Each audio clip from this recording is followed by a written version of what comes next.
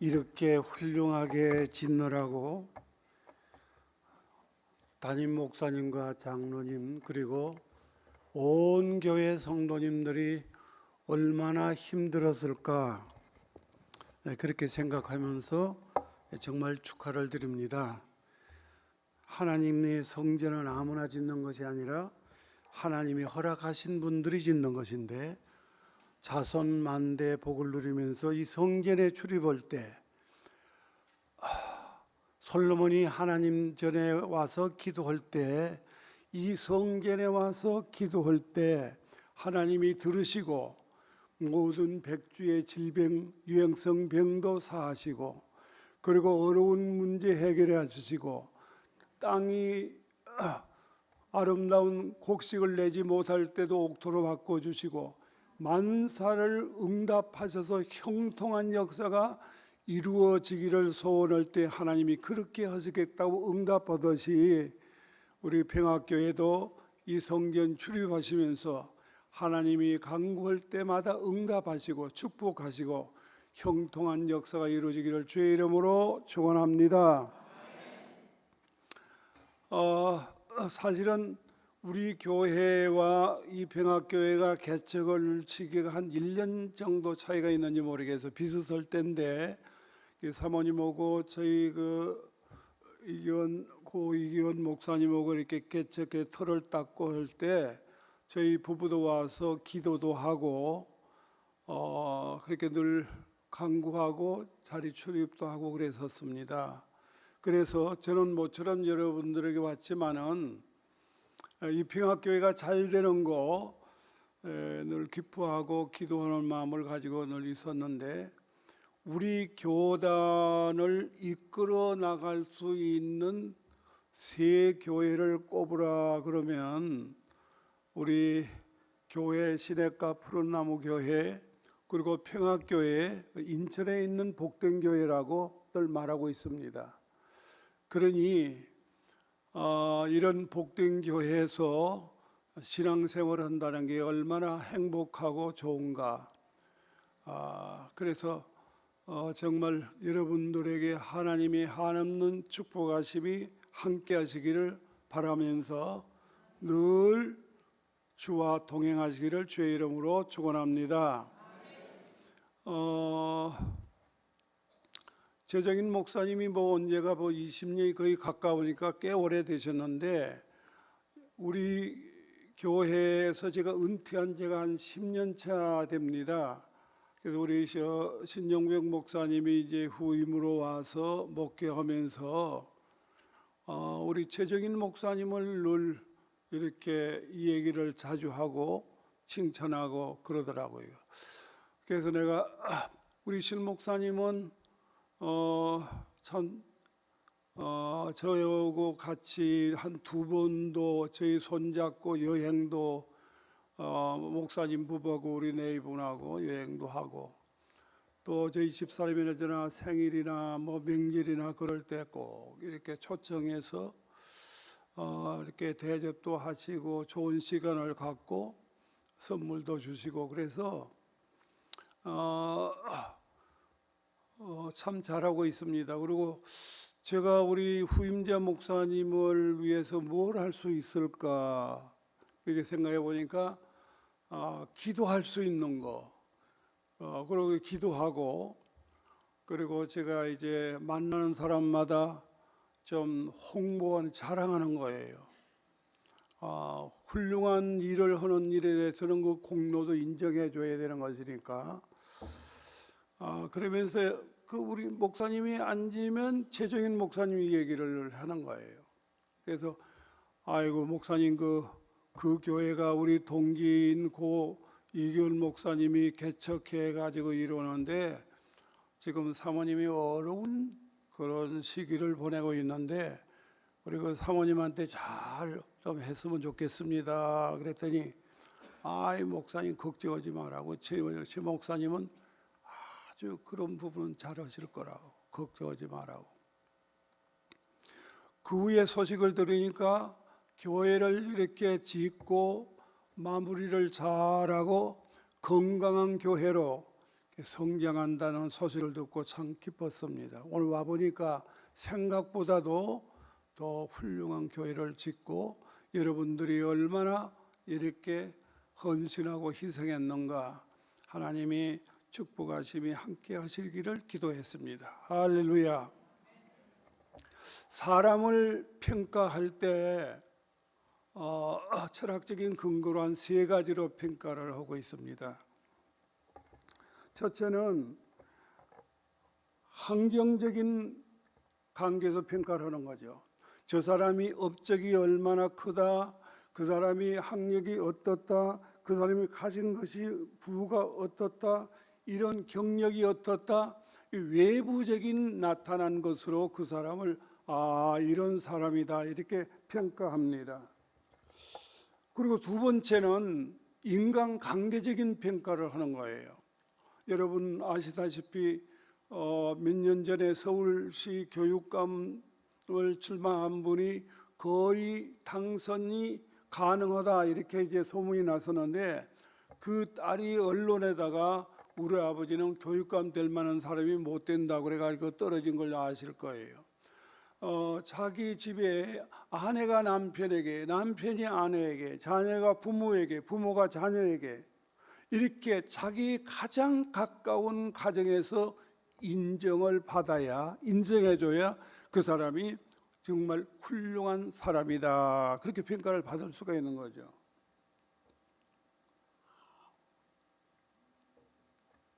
그리고 내가 나가는 직장과 내가 나가는 교회, 이게 가장 가까운 사람들이 인정해야 그 사람을 훌륭한 사람 평가하는 거죠. 세 번째는 자아실존적인 평가인데, 우리로 말하자면 신앙의 정체성, 사상의 정체성, 그런 부분이죠.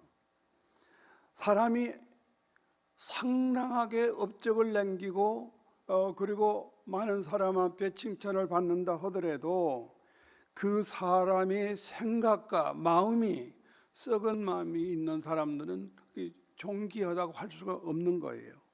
저 장로교 창시자 존 칼빈은 그 기독교 강요 첫 페이지에 사람이 진정하게 인정받을 수 있는 사람, 존귀한 사람은 하나님을 알고 자기를 아는 사람이다 그렇게 말했습니다. 그리고 그 유명한 성경 13권을 기록했던 그 사도 바울은 그 바울 서신 고린도서에서 주로 보면 사람을 세 가지로 이렇게 평가한 거죠. 첫째는 2장 14절에 보면 육에 속한 사람이라고 그러는데, 그 원문에 보면 unsspiritual man, 그러니까 푸스키코스 안데르포스, 하나님도 모르고 예수님도 모르고 성령도 모르고, 예수님과도 만남이 없고 하나님과도 만남이 없고 성령과도 만남이 없는 더 리틀맨, 그러니까 그런 상태에서 교회에 다니는 사람이 있다는 거예요. 그래서 종교 생활하는 거죠. 교회 오래 다니면 성경을 모릅니까? 제도를 모르겠습니까? 다 잘 아는 거예요.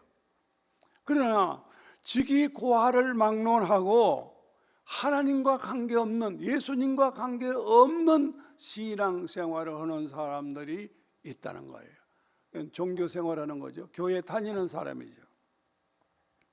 두 번째는 3장 3절에 보면 살키코스라고 그랬습니다. 더 네피유, 어린아이 같은 신앙, 구원은 받았고 중생은 하고 거듭났지만은 신앙이 어린아기 같은 상태로 교회에서 팬 중심, 사람 중심, 당 짓고 또 자기끼리 모이고 서로 시기하고 분쟁하고 싸우기도 하고 그럴 수 있는 신앙 상태를 말한 것입니다. 그리고 3장 1절에 보면 푸디마스코스, 신령한 사람이에요. 영적인 사람이에요. 성령의 지배를 따라서 사는 사람이에요. 이런 사람은 사람에게도 인정받을 수 있고 하나님에게도 인정을 받을 수 있는 것인데, 정말로 하나님과 사람 앞에 가장 존귀한 사람, 그것은 이렇게 영적이고 성령의 지배를 따라서 사는, 그리고 사람에게도 인정받고 하나님께도 인정받는 복된 사람인데, 오늘 우리 본교회 여러분 목사님은 제가 우리 남지방에 그전에 미국 가기 전에 같이 있었으니까 잘 알고, 그런데 정말 이런 영적이고도 또 교육적이고 학문적인 걸 다 갖춘 훌륭한 목사님 밑에서 신앙생활한다는 걸 감사하게 생각하시기를 주의 이름으로 축원합니다. 제가 목회할 때 얼마 되지 않았었는데 이제 집사님들 몇 분 데리고 그 동네 가운데로 전도도 하고 신방도 하고 들어갔었습니다. 근데 온 동네 사람들이, 그 당시는 그 지역이 시의 지역이고 하니까 동네가 팍팍이 들어지 않고 그렇게 집들이 그렇게 많지 않았어요. 근데 한 집에 뺑 둘러서 둘러보면서 사람들이 그 집에 뺑뺑 둘러서 안을 둘러보고 있고, 한 남자는 바깥에 와서 울고 있고 그러더라고요. 그래서 우리가 웬일인가 싶어서 제가 가봤더니 그 안에, 방 안에 젊은 부인이 옷을 다 벗어버리고 춤을 추고 난리치면서 자기 손으로 자기 생리를 다 빼고 그렇게 막 나돌아다니고 움직이고 난리치는 것을 이제 동네 사람들이 와 구경하는 거예요. 그러다가 죽었다 해서 자기 남편이 장례 치르기 위해서 관도 준비 다 하면 또 살아나고, 몇 번 그러다가 이번에도 관까지 다 가지고 장례를 준비했는데 또 그 분이 살아났다는 거예요. 그러니까 이 남자분이 정말 이럴 수도 없고 저럴 수도 없고 탄식하면서 울고 있는 모습을 볼 수가 있었습니다. 우리가 믿는 사람이 볼 때는 저거 귀신의 장난이다 대번에 알 수 있잖아요.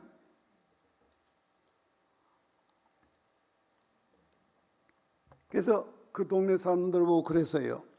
저 사람 교회 가서 예수 믿으면 낫는다고 그랬더니, 아니 이 사람을 만약에 당신들이 고친다면 우리 다 교회에 나가겠다. 그래서 그때는 걸 순수하게 받아들였습니다. 정말 교인도 그렇게 많지 않고는 처지인데 이 사람을 고치놓으면 저 많은 사람들이 교회에 전도되면 얼마나 하나님의 영광이 되겠는가. 그래서 그 사람을 해결하기로, 고치기로 약속을 했습니다. 그리고 그 사람들이 고치면 교회에 나오기로 약속을 했어요. 여러분, 귀신을 예수 믿다가 귀신 들린 것도 아니고 전혀 예수도 안 믿는 사람 귀신 들린 것을 금방 해결한다는 건 쉽지 않았기 때문에 아주 몇 분 안 되지만은 조를 짰어요. 왜냐하면 찬송하고 기도하고 그러면 나중에 지치거든요. 지치면 이제 교대로 자꾸 바꿔서 교대하면서 그렇게 해야 되는데, 그렇게 하기 위해서 몇 주를 나누어서 그 사람이 밤을 새워가며 기도하고 찬송하고 귀신을 쫓아내는 일을 했습니다. 근데 하룻밤 하루낮 오전 정도 됐는데 마지막 기절하면서 노잣돈 달라고 하면서 기절하고 죽은 듯 했었는데 깨나서 귀신이 물러가고 온전해진 줄로 믿습니다. 그런데 그 사람은 고쳐서 정상화돼서 교회로 나오지만은 그 동네 사람들은 교회를 오질 않는 거예요. 그래서 우리가 믿는다는 게 기적을 봤다고 믿는 게 아니에요. 반드시 하나님이 우리를 부르심으로 우리가 하나님 전에 나갔고, 믿음도 크면 클수록 하나님이 주신 선물이기 때문에, 여러분, 우리가 아무나 믿는 것이 아니라, 기적을 봤다고 믿는 것이 아니라 하나님이 우리를 부르시고 구원해 주시는 이것이 엄청난 축복인 줄로 믿으시기 바랍니다. 그러나 교인들이 목사님이 쫓아낸 것이 아니라 교인들이 기도해서 귀신이 물러간 걸 체험했잖아요. 그러니까 그때서부터 막연하게 기도가 우리가 나와서 하나님 앞에 소원을 비는 것이 아니라 기도는 능력이 있구나, 이게 체험한 거예요. 기도하니까 저런 무서운 귀신도 물러가는구나. 그걸 보니까 그때서부터 그 교인들이 막 기도에 불이 붙기 시작하는 거예요. 우리가 살아가는 동안에 이 귀신들은 물론 우리가 성경에 사탄, 마귀, 귀신 그렇게 꼽습니다.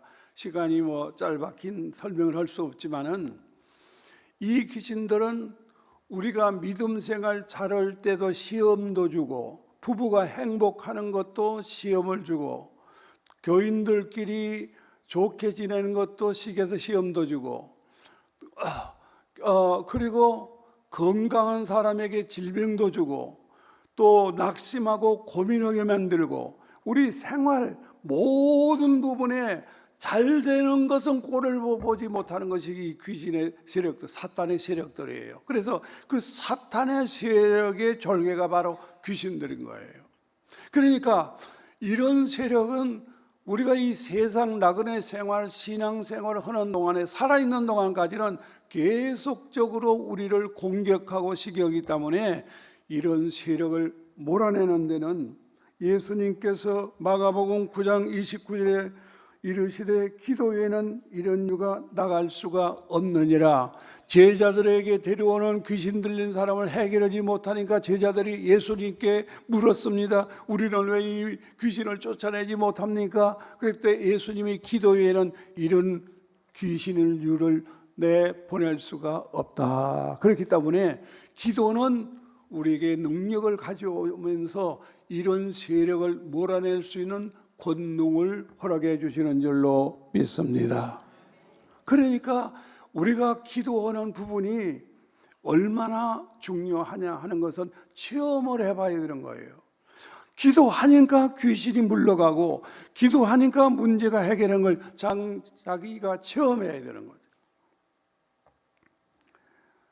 오늘 봉독한 본문에 보게 되면 주전 853년경에 유다 여호삽 왕 치세 때에 암몬, 모압, 세일 이런 연합군이 갑자기 이스라엘을 포위하고 들어온 거예요.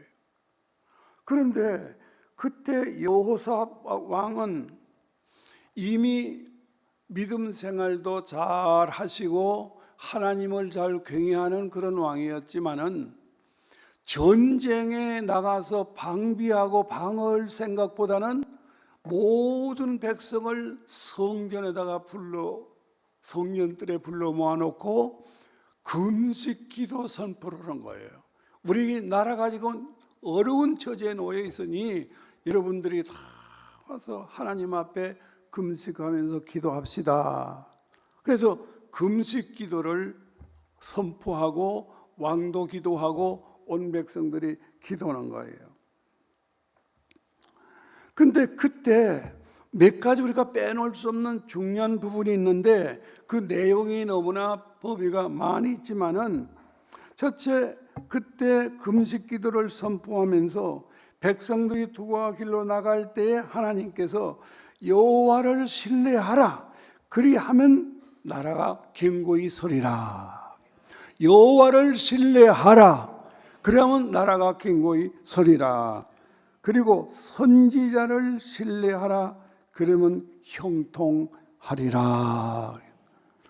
우리가 교회 생활 속에서 선지자는 구약에, 지금은 선지자가 없지만 구약에는 말씀을 선포하는 사람이 선지자고 예배를 주관하는 사람을 제사장이라고 그러는데, 지금은 목회자가 그 두 가지 직을 다 같이 하고 있는 거거든요.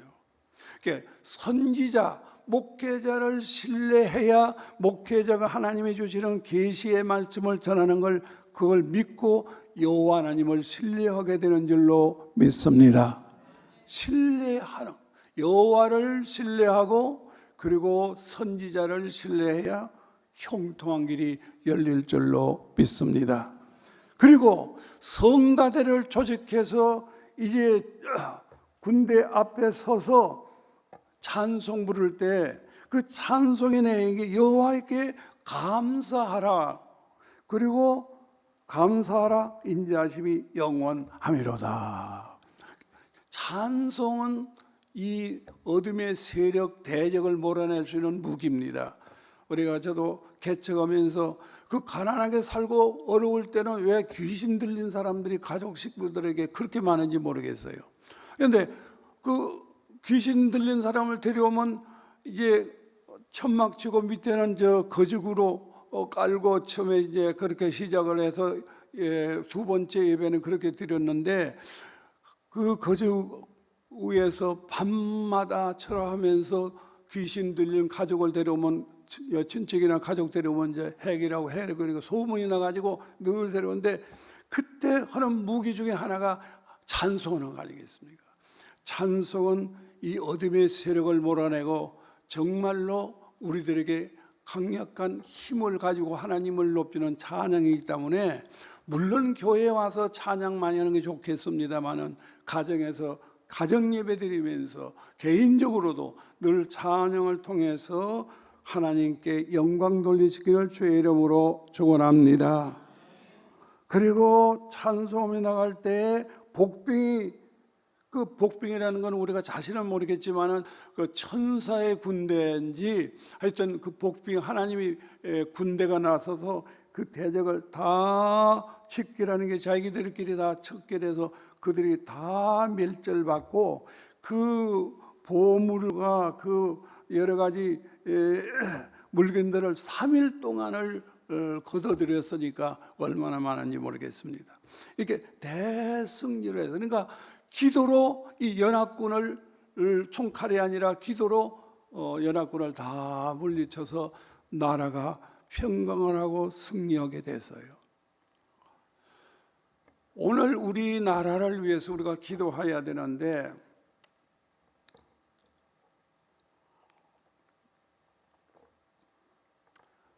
지금 우리나라가 자손 대대로 자랑하고, 그리고 그 업적을 물려주고 세계에 자랑할 수 있는 것이 우리나라 네 가지인데, 해방 후 우익과 좌익이 막 혼란하고 이랬을 때 이승만 박사님을 통해서 자유 대한민국을 세운 거예요. 이것이 세계 자랑스러운 일입니다. 6.25 때 공산화되지 않고 자유 대한민국을 잘 지켜나가는 것이 이게 자랑스러운 일이에요. 그리고 여러분, 70년 때 우리나라 국민 소득이 70불이에요. 저 필리핀은 800불이에요. 그리고 이북은 240불이에요. 그러니까 얼마나 이북보다 필리핀보다 우리가 가난하게 어렵게 사는 거지 나라인지를 우리가 가히 짐작할 수가 있어요.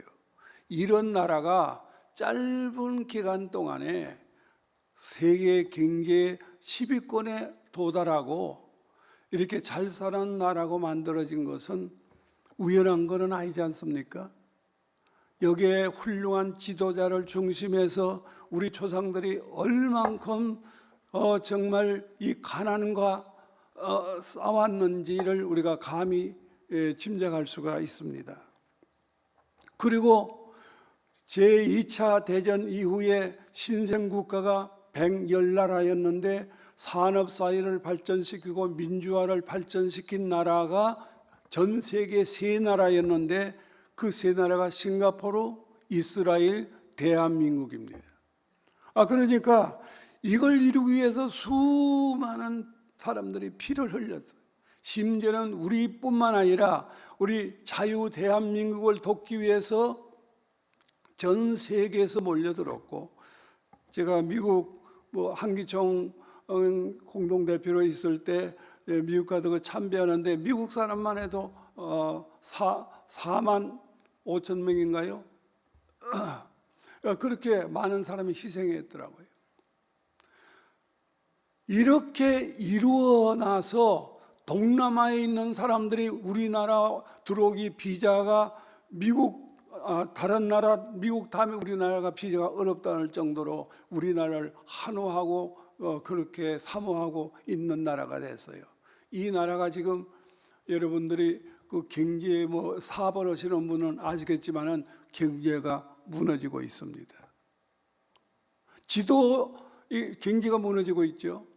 그리고 또 한 가지는 우리는 저 이북은 전혀 변화가 없는데 우리가 다 철조망 채워버리고 담 다 헐어버리고 우리는 이북 합한다 이렇게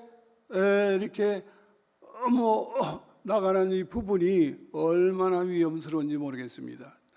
대통령 자문기관에서 개정 헌법을 세워놨는데 그 헌법을 조목조목 보니까 사회주의 나라에서 적용할 부분이지 대한민국에서 사용할 법은 아닌 것 같다 이렇게 저는 생각이 선뜻 했었습니다. 그리고 남북이 이렇게 판문점에서 양쪽 정상이 이게 끌어안고 손잡았는데 그 후에 할렐루야 교회 김상봉 목사님 고향에서 있는 사람이 젊은 청년들이 15명이 공개 처형됐다고 그러더라고요. 근데 왜 그러냐 그 이유가 남한의 CD를 들었다는 거죠. 그러면 남북 간이 합하게 되면 그 사람들이 제도를 버리고 자유 대한민국으로 오겠습니까? 공산화 가는 이 부분은 얼마나 우리가 정말 기도해야 될 부분이 모르겠습니다. 프랜시스 후쿠야마라고는 미국에 살지만은 그 일본 3세인데 그 책 한 권을 썼어요. 근데 그 책이 너무나 유럽에서 세계 베스트셀러로 팔린 책인데 그리고 그 책 한 권 때문에 이 사람이 학자가 된 거예요. 근데 그 책이 뭐냐면 The End of the History and the Last Man, 역사의 종말과 최후의 인간 뭐 그런 내용이에요. 그 책의 내용을 소개한다면 민주주의와 공산주의를 비교한 건 것입니다. 그런데 민주주의도 문제가 있고 자유민주주의도 문제가 있고 공산주의도 문제가 있겠지만은 사람이 역사가 흘러가면서 인류가 발전된 이유 두 가지를 들었어요. 저 책에 뭐냐 그러면 사람은 욕망이 있는 거예요. 욕망. 그러니까 무슨 욕망이냐? 행복하게 살고 싶은 욕망이에요. 자유 안에서 행복하게 살고 싶은 욕망이에요. 그 욕망 때문에 인류가 발전되는 거예요. 그런데 그리고 또 한 가지는 사람에게 인정받고 싶은 욕망이에요. 학생들이 따돌림 받고 왕따 당하면 자살하고 싶은 마음이 있어서 그런 사고를 저지른 사람도 있잖아요. 그러니까 남에게 인정받고 싶은 거예요. 여러분 교회 안에서 잘나고 못나고 없이 다 하나님이 창조하시는 그런 분들이기 때문에 인정해주고 존경해주고 격려해주고 위로해줘야 될 줄로 믿습니다. 그리고 인정받고 싶어하는 거예요. 근데 이 두 가지 외에도 많이 있겠지만은 이렇게 행복하고 싶고 사람에게 인정받고 살고 싶은 이 욕망이 자유민주주의 체제에서는 자기가 성실과 부지런하고 노력하면 가능하다. 그러나 공산주의 세계 속에서는 없어요. 그 간부 몇 사람 외에는 보편적인 사람은 그런 자유를 누릴 수 없고 그런 욕망을 누릴 수가 없다는 거죠. 저 말이야, 저로 공감하지만 그 책에서 나온 말이에요. 그렇기 때문에 우리가 이 자유를 누리고 행복하게 살고자 하는 이 부분이 없으면 자유가 없으면 죽음을 달라는 거 아니에요. 이를 위해서 우리가 무엇을 할 수 있겠습니까? 오직 우리의 희망은 하나님이시니까 하나님 앞에 기도해야 될 줄로 믿습니다. 우리는 살 만큼 살았다 하더라도 우리 후손들이 어렵게 살아갈 수는 없지 않습니까? 이렇게 우리 조상들이 이루어 놓은 일을 더 발전시키고 누리고 살아가야 되기 때문에 우리가 나라를 위해서 기도해야 될 줄로 믿습니다. 기도는 기도는 질병을 병든 자도 치료하시는 걸 잘 알잖아요. 저희 교회 손정혜 권사님이 계셨는데 그 손정혜 권사님이 그 금은방을 했었습니다.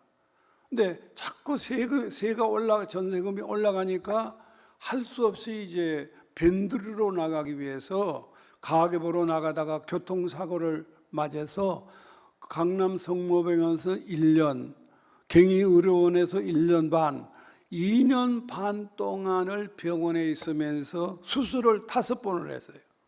5번을 했었는데 5번은 결과 위에도 움직이지 못하고 아래도 움직이지 못하고 평생 동안 식물인간으로 살 수밖에 없었습니다. 그래서 보험회사에서 딱 검사해보고 이 사람은 평생 동안 식물인간으로 살 수밖에 없으니까 이제 보험비가 나온 거예요.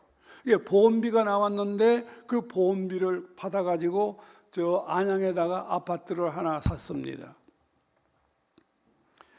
그리고 주일날이 됐는데 휠체어를 타고 남편이 안고 그러고 와서 교회를 온 거예요. 그래서 내 생각에 저게 계속적으로 이렇게 하기가 어려울 텐데 그렇게 생각을 했었는데 아닌가 다른가 소문 들리기를 오다가 남편하고 추라버리 벌어져서 많이 싸운다는 거예요. 왜냐 그러면 남편은 당신이 이렇게 됐으니까 가까운데 차 타지 않고 그런 교회로 가면 좋겠다. 근데 그때 그분은 집사인데 굳이 우리 봉천교회로 와야 된다는 거예요. 오는 데는 택시를 타야 되는 거니까 택시비도 만만치 않지요. 택시도 잘 세워주지 않는다는 거예요. 그리고 얼마나 불편합니까? 내렸다가 탔다가 안 왔다가.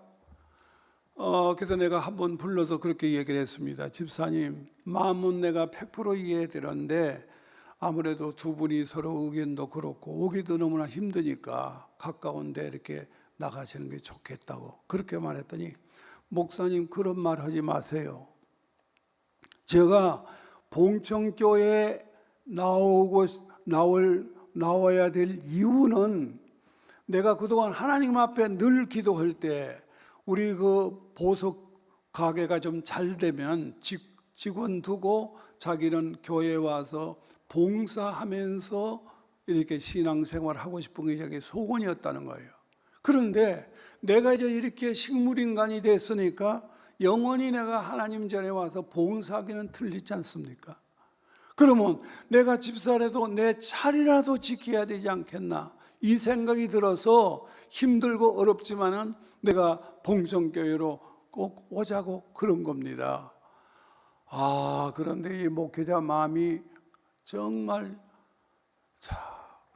여러분 가정에서 현숙한 아내를 알아보려면 남편이 직장을 잃을 때 알아보고 교회에서 진짜 교인을 알아보려면 교회가 시험 들 때 알아본다는 거 아니에요? 근데 자기가 시험 들어서 그렇게 식물인간이 됐으면 믿음 없는 사람은 하나님 앞에 하나님 나를 어떻게 이 모양이 이렇게 됐습니까? 나 그런 하나님 안 믿겠습니다. 이렇게 시험 들 수도 있는데 오히려 그동안 충성할 수 없는 자기 처시를 돌아보면서 자기 자리라도 자기가 지키겠다는 생각을 가지고 있는 이런 분을 하나님 어찌하여 저렇게 됐습니까? 막 저도 그런 기도가 나오더라고요. 주일날 나올 때는 교인들도 물론 기도하지만 제가 더 이렇게 기도해주고 그랬는데 어느 날 기도하는데 하나님께서 이 손집사를 내가 고쳐주리라. 그래서 내가 이게 이해가 안 됐어요. 그래서 난 좀 마음이 이렇게 내가 잘 알지 못할까 변화될까 봐 그 당시 집사님 하나님이 집사님 고쳐주신답니다. 아멘 그러더라고요. 얼마 전에 한 일주일 후에 집에서 전화가 왔는데 목사님 제가 우회가 움직입니다. 그러니까 하나님이 우회만 움직이게 하는 게 아니라 우회가 움직이면 밑에도 움직일 것이고 그리고 엘리사가 가멜산성에서 하나님이 징조를 볼 때 구름이 떠오른 걸 보고 비가 올 줄 알았거든요. 그래서 내가 그게 어떤 생각이 나는 거예요. 집사님, 하나님께서 밑에도 움직이게 될 겁니다. 그래.